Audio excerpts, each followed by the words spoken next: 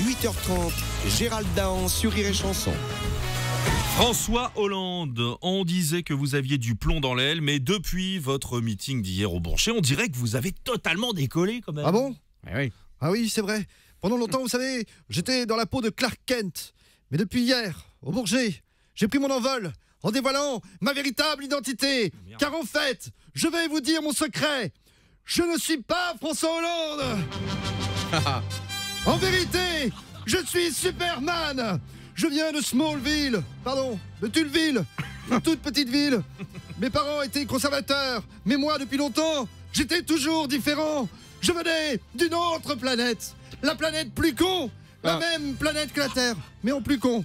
Ah d'accord, vous êtes le nouveau super-héros de la gauche alors. Superman, vous avez promis de sauver l'humanité contre le monde de la finance par exemple. Ah bon ? Ah oui, vous avez dit. Ah oui, j'ai des super pouvoirs, mais que quand je suis en Superman. Hein, quand je suis en Clark Kent, c'est une catastrophe, j'oublie tout ce que j'ai promis.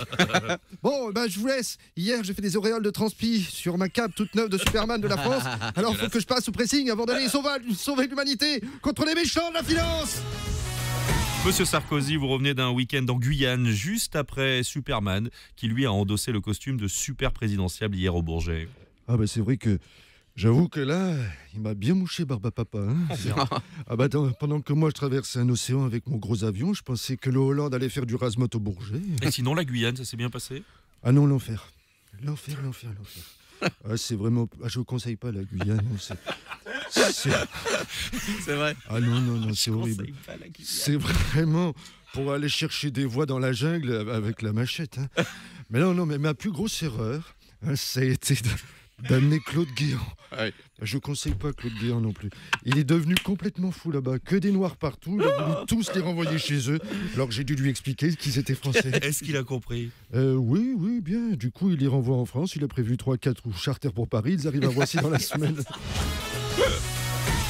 On continue de trouver des choses dans l'épave du Costa Concordia. Sur place et en duplex avec nous, Nicolas Hulot. Eh bien oui, c'est formidable ce qu'on repêche dans cette épave. Tous les trucs qui ont coulé sont là. On a trouvé la cote de popularité de Sarkozy. On a trouvé le premier film de... je sais plus, c'est pas un film, non, c'est un album. C'était un album. Dans le texte, autant c'est pour écrit moi. album. On a trouvé le premier album de Mélanie Laurent. Oh merde. Ouais. Bah, cela dit, même sous l'eau, il est très mauvais. Hein. Dans la série, les trucs qui ont coulé, j'aperçois Bernard Kouchner.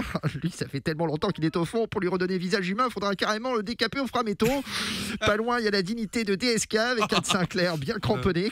On a trouvé aussi la candidature de Bailey, tout au fond. Et puis, le film sur Justin Bieber.